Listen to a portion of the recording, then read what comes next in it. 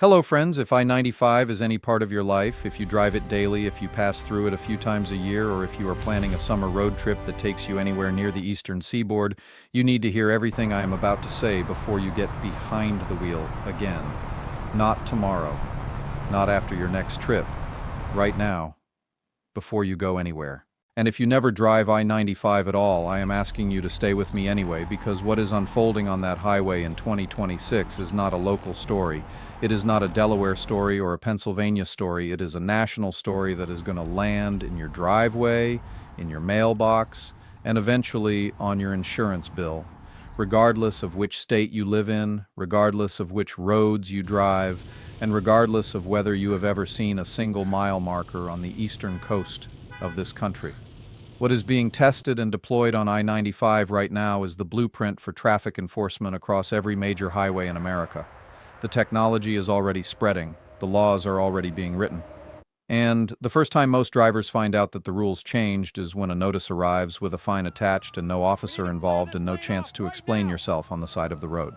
I have been tracking these changes closely, and what I am going to walk you through today is comprehensive, specific, and urgent.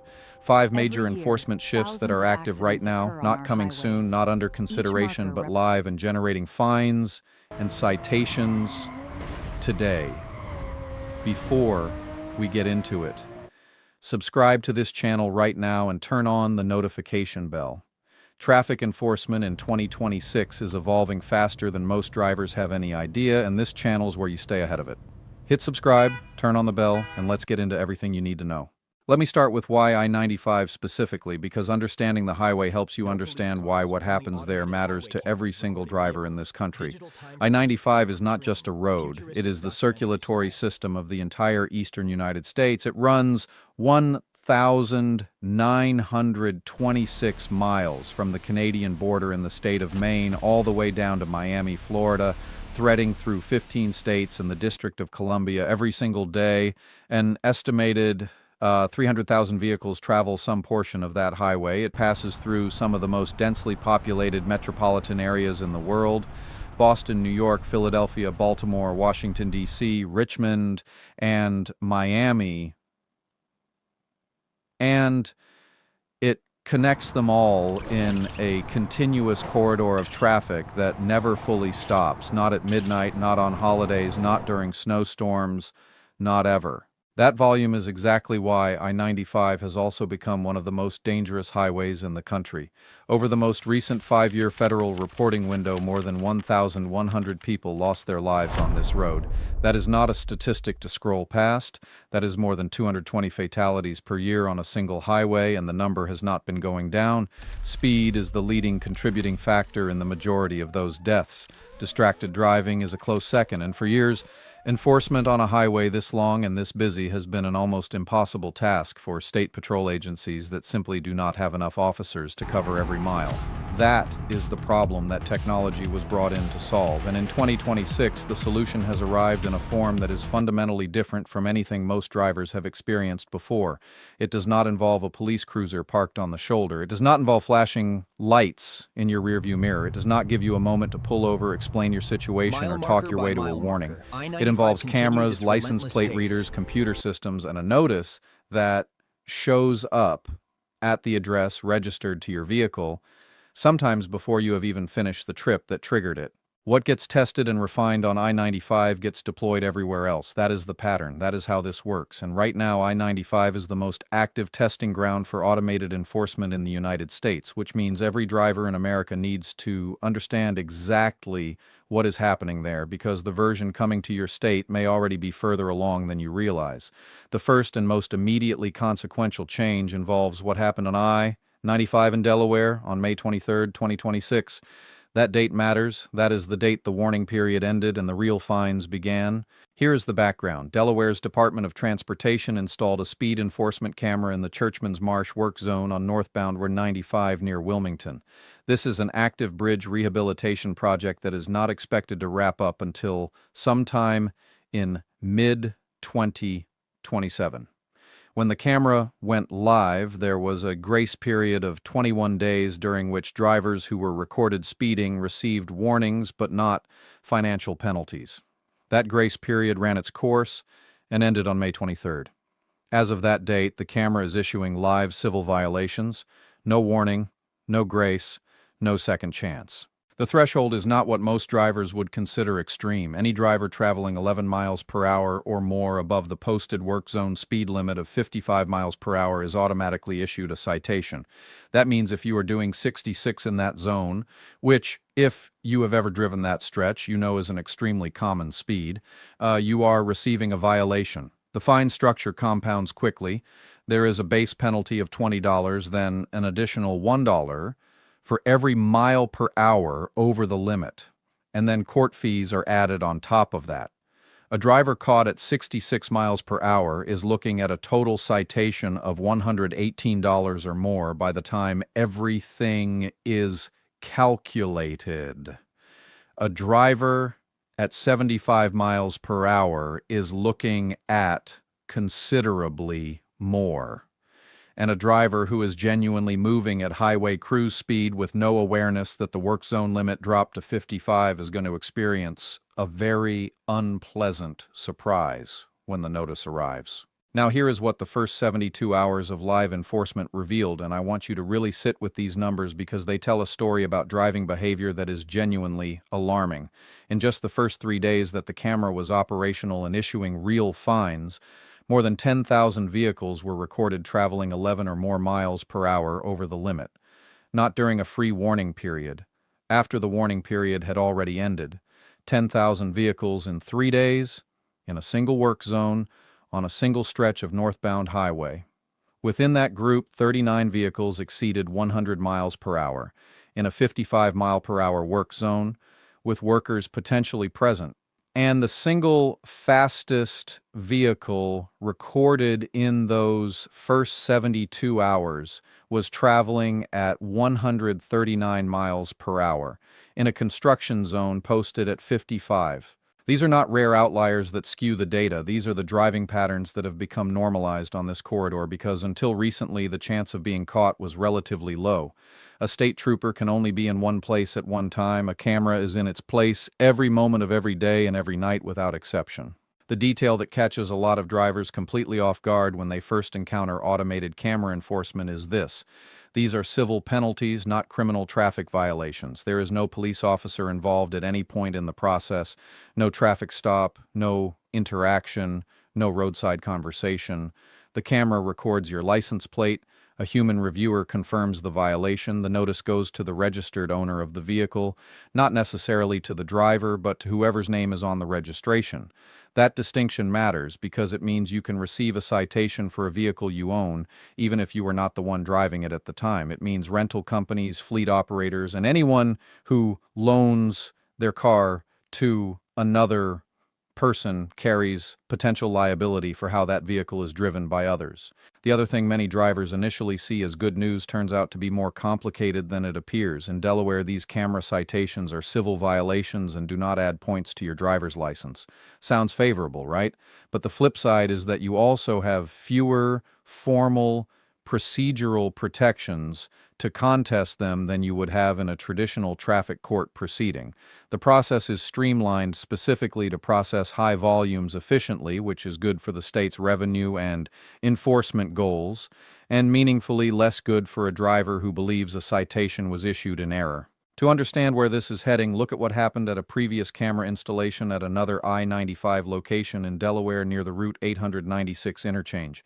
That camera, which went active in 2024, generated more than 400,000 speeding violations and achieved a measured 10% average speed reduction in both directions of traffic. That is the outcome the program is designed to produce, and it works.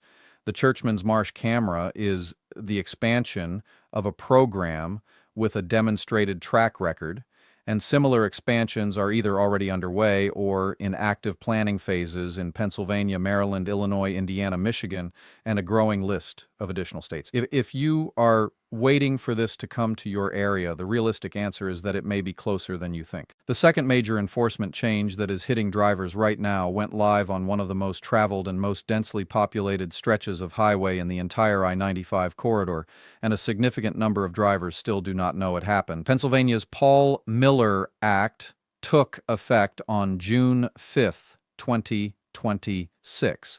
Under this law, using a handheld phone while driving is now a primary offense in the state of Pennsylvania. The fine for a first offense is $50 plus court costs, but the dollar amount is not the most important part of this. The most important part is what the phrase primary offense actually means in legal terms, because that distinction changes everything about how this law operates in practice. A primary offense means that a law enforcement officer can pull you over and cite you solely on the basis of observing you holding a phone while driving.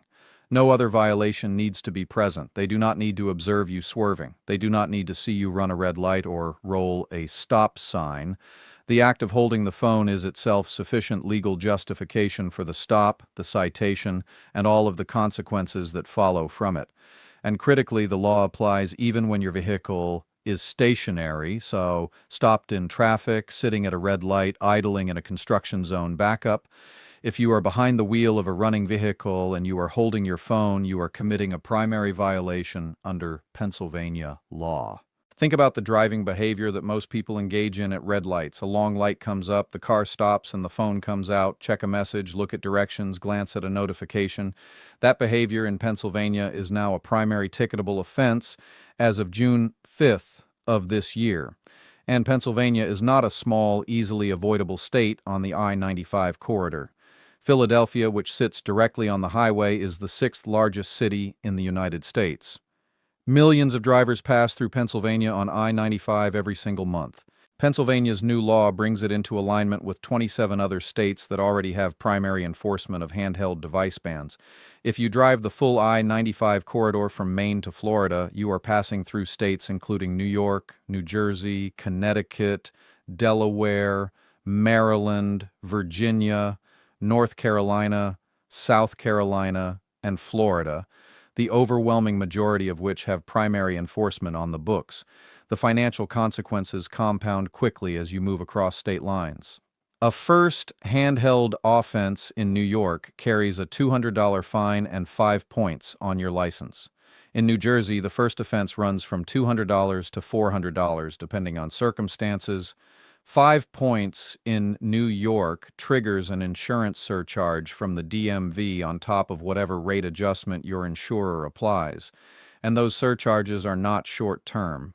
They persist for 3 years from the date of the violation, continuing to affect every renewal during that window.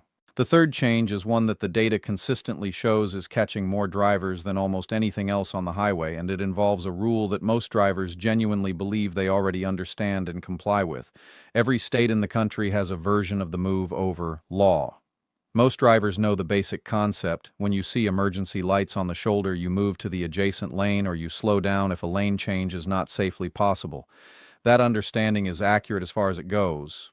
The problem is that the law has been significantly expanded in Ohio, Pennsylvania, Wisconsin, Minnesota, and several other states during 2025 and 2026, and the expansion changes who the law covers and exactly what the required response is.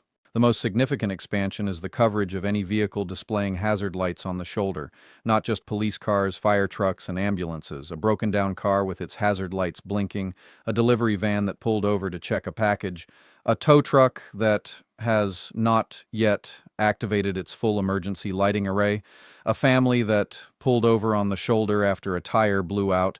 Under the expanded move over laws in these states, every passing driver has the same legal obligation to these vehicles as they would have to a police cruiser. Move over a full lane if you safely can. If you cannot safely change lanes, reduce your speed to a specific threshold.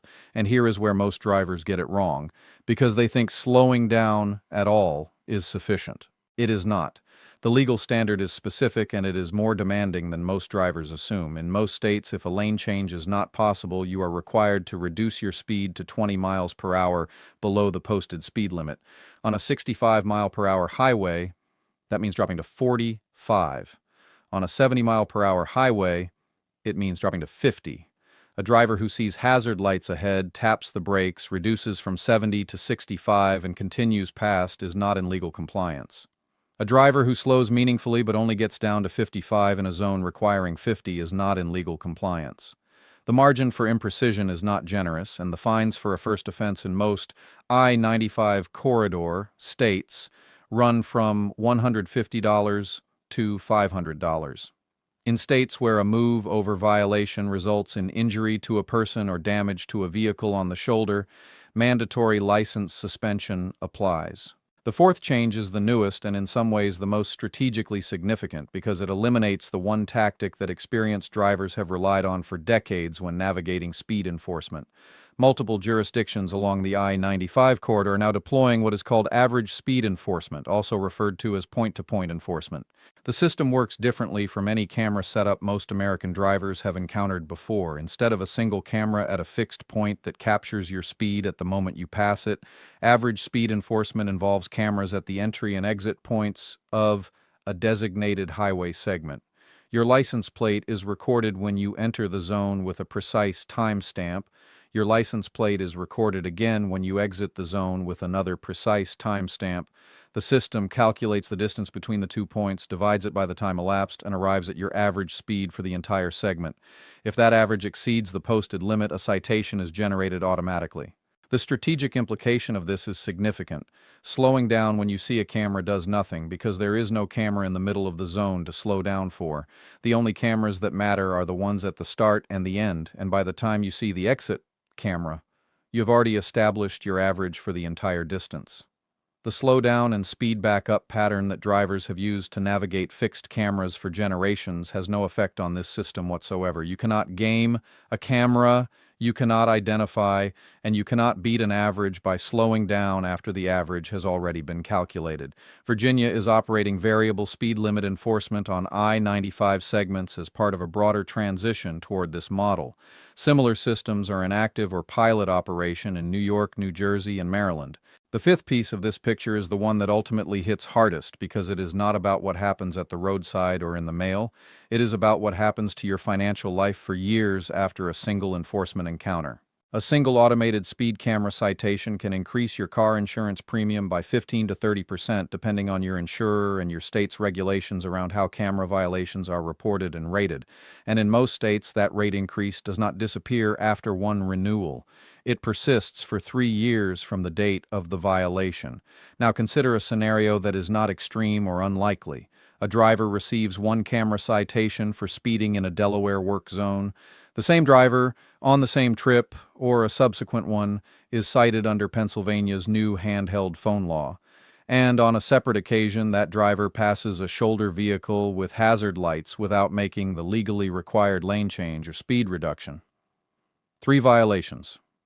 3 relatively modest face amounts on the citations themselves. But the combined insurance impact of 3 moving violations rated against your policy over a 3-year compounding window can produce premium increases of $400 to $800 per year. Over 3 years, you are looking at $1,200 to $2,400 in additional insurance costs alone, and that is before accounting for the original fine amounts or any court fees. And layered on top of all of this is an enforcement capability that most drivers have no idea exists in the form it does today. New York and several other states now operate real-time electronic insurance verification systems. Insurers are required to report your coverage status to state databases continuously, and law enforcement systems can confirm whether your policy is currently active at the moment of any interaction or camera read. A payment that was 1 day late, an auto renewal that failed because of an expired card, a policy that lapsed for 24 hours during a billing transition. Any of these can now be flagged automatically during a traffic stop or, in some implementations, during a license plate camera read. The consequences of even a brief coverage lapse are not a one-time fine. They are a surcharge that attaches to your record and affects every renewal for years. So here is the complete picture as it stands today for every driver on I-95 and increasingly on every major highway in this country. Speed cameras in Delaware on I-95 began issuing live fines on May 23rd with absolutely no warning period remaining. If you're driving through that Churchman's Marsh work zone above 66 miles per hour, you're receiving a citation in the mail. Pennsylvania's Paul Miller Act made handheld phone use a primary ticketable offense as of June 5th, which means sitting at a red light with your phone in your hand in Philadelphia is now a legal violation subject to a stop and a fine.